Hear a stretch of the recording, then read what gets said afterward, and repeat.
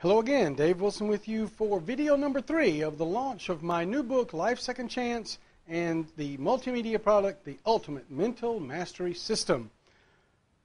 We talked about the first 2 P's, perspective, and how gaining an enlightened perspective will absolutely change everything in your life when you begin to see the real truth behind what you believe in your belief system and how that affects every decision that you make. Next, we move forward into pre-programming. And I gave a list of things that we all heard before. I know that you have, because I grew up with them since my grandmother was saying these things to me.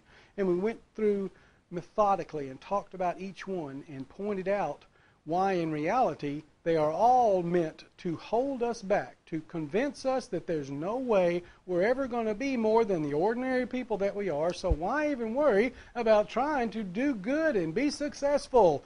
It doesn't work. Well, we've lived our entire lives that way, and I was just like you, thinking that that was just the things we said to ourselves and to our kids, because our grandparents said it to us, until I found personal development. And then I was able to see with a different perspective that these things were nothing more than an attempt to pre-program us to accept negative things when it comes to being more than what we were before. You can't have your cake and eat it too. The grass is always greener. Rich people are ignorant and stupid, and they don't care about anybody, and it takes money to make money. The root of all evil is money, and no, the love of money is the root of all evil. These are things that have been twisted and buried into our brains so badly that we have accepted the fact that everything we do is based upon the belief that these things are the way we are supposed to feel. And that is what has crippled us as a society, is that everybody believes this. So when somebody like me, who has already experienced this many times over, as in everything else I'm going to talk to you about, and that I've talked about so far, comes directly from my own personal experiences. There are people lining up around the corner to tell you that these things won't work because they are, you can't have your cake and eat it too, twisted. No one wants to hear that these things are possible because it forces these people to see that, well, if he's able to do that, then I guess I really need to face the fact that I could do it too. If I'd get up off my butt, put down the remote, and make an attempt to change instead of complaining about it at the pity party every Friday afternoon while I cry in my beer to where everybody else won't just hear the same thing and saying the same thing back to me. We're never going to be more than what we are as long as we continue to believe you can't have your cake and eat it too. Grass is always greener. Once I was able to change my perspective and see my life and life in general through a clear lens, then it became clear that it was my responsibility to take the quote of, if you have information, it's your responsibility to share it. Because if you don't, you're robbing others of the opportunity to grow as you have. And use the message that I have learned from my own experiences over the past 4 years. That, geez, this could change the lives of thousands just like it's changed mine. And once I began to realize that, other things began to come up. And this last P is all about the manifestation of that very thing. And as you can see behind me, the last P is philanthropy. And now I'm going to tell you why it's important for me to not only do what I'm doing as far as mentoring others by sharing my experiences from life-lived techniques that I know work because they've already worked for me. There's no, I read that in the book, but yeah, it looks like something I need to talk about tomorrow. No. This is all from hard-fought decisions that I made to overcome the person that I was before, who was miserable. And now that power comes to me as a message to share with others. At the most, after I got out, I'd say about 2 years ago, my biggest amount of money that I ever made in my life was $50,000. And I was able to pay my bills, and everything was fine. I had, enough money. This was, only 2 years ago. And so clearly, if that's the most I've ever made, then obviously I can get by with that. And I'm certainly making a heck of a lot less than that right now. So I want you to see that, I'm able to get by with that much money before, trying to pay down bills and things like that. Well, I have now created my first product. And then I created the multimedia product to come behind it. And those are just the first two of my products. And those are only two of the media streams that will eventually include corporate sponsorships, more products that I will create in the future, a monthly membership as part of my blog, and my mentoring program every month.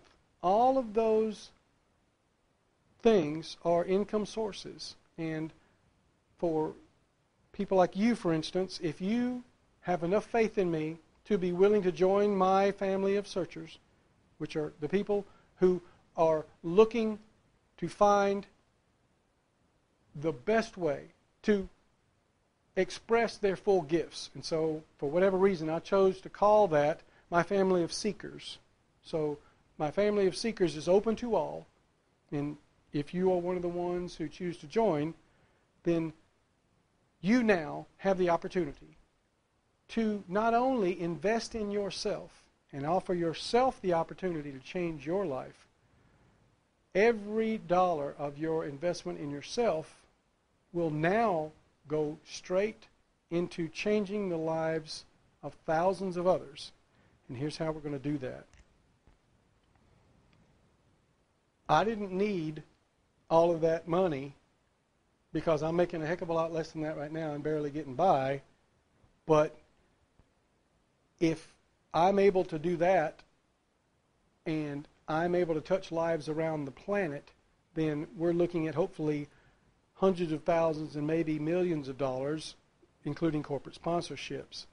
So I don't need $10 million in my bank account, because all that's going to end up doing is 38% of that going directly to Uncle Sam.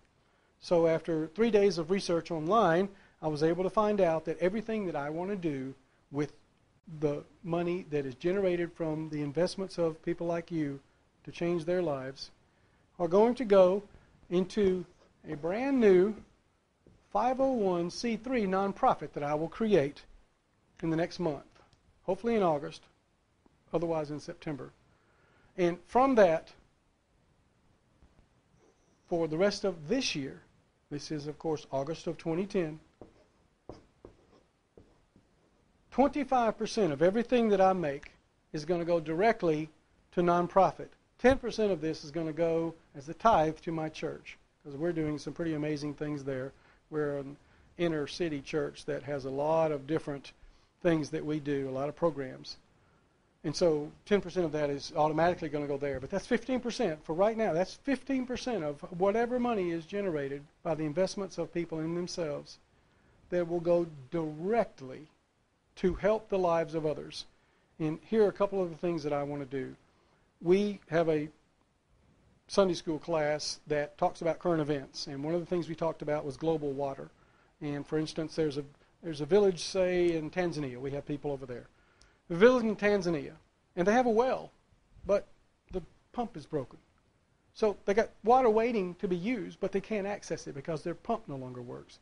And there are people here in the States who train people how to fix those pumps. And they also supply the tools to lift up the pipe, fix the pump, put it back, and those people take, like they're sponsored by a church, for instance, and then they go over there with the knowledge and the tools, they fix the pump and teach a local how to work on the pump, how to fix it, so that they can leave the tools behind, and like, for instance, the teenage kid can ride around on his bicycle with the tools that have been gifted to him, and he's able to fix all of the other pumps. And so that one investment in the training for those people could affect the lives of thousands of people, where otherwise they're walking 5 to 10 miles one way to get water in one jar, on the heads of these women. Otherwise, there are villages who have no water, but there is water beneath them, and they have trucks with rigs that drill the wells. They're very old and they're easy to run down, but those can be purchased.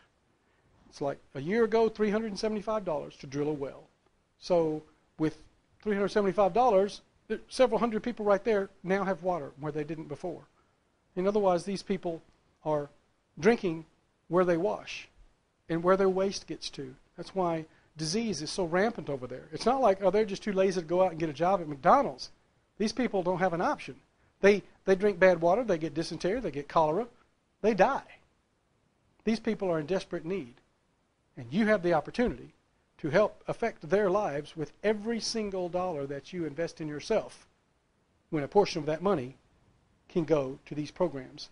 There's also here in Birmingham a women's shelter that allows children. It's the only one of its type in the country that's being run like it is, and they could use an investment, because these people that abuse their wives, that send them to places either on the street or under a bridge or to places like this.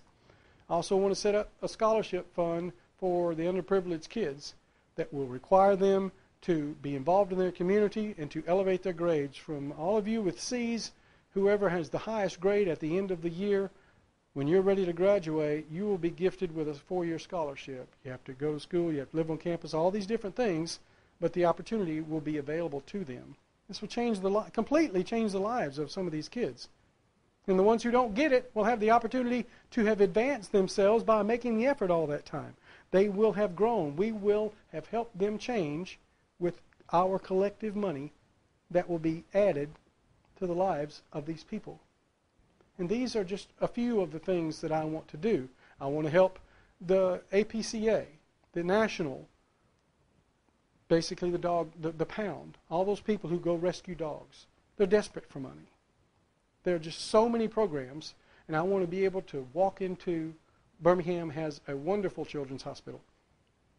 I want to be able to walk into the children's cancer ward, followed by 6 of my cohorts, and all of us are carrying in handfuls of teddy bears this big. And to be able to see their faces light up when we gift them with these kind of things, the heartwarming thing to know that there are other people out there, aside from their families, who care about these people. And I also want to do something like the Make-A-Wish Foundation. They just had one on ESPN the other day. And it's the kid who's going to go down into the Yankees locker room or the Broncos locker room for a football game. And this weekend I saw one flipping channels, and it was a girl who was at the NASCAR race. She got to be with the crew. She was there in the pits before and after. Just a life-changing experience for her as she went through a tough struggle with cancer. These are the kind of things that I want to do. These things touch my heart. These are the things that make me feel good when I've been able to do them, because I know that I will have changed lives. And not only will my mentoring and all of my products, current and future, and all of the corporate sponsorships, all of that stuff can be channeled to do some amazing things around the world, here at home and around the world, to change the lives of thousands on a permanent basis. We can do one thing, and that thing will make a difference for years. And you have an opportunity to be a part of that if you choose to join my family of seekers, because all that we're doing is going to be benefited for them. And here we are in August of 2010, and by the end of this year, that is what it's going to be. But after I have a place where I can be comfortable and have a decent car and my family is taken care of, this is going to go to 50%. I don't need $10 million sitting in my bank account ready to give it to Uncle Sam. I'd rather give it to people who need it. And by the end of next year, if I have my way and I do the things that I want to do, by the end of next year, 90% of my income is going to be going into this new 501c3. So I invite you. Of course, we'll be talking about this to death in the future. So join me. I look forward to seeing you. If you have your faith in me, we'll do life-changing things. See you later.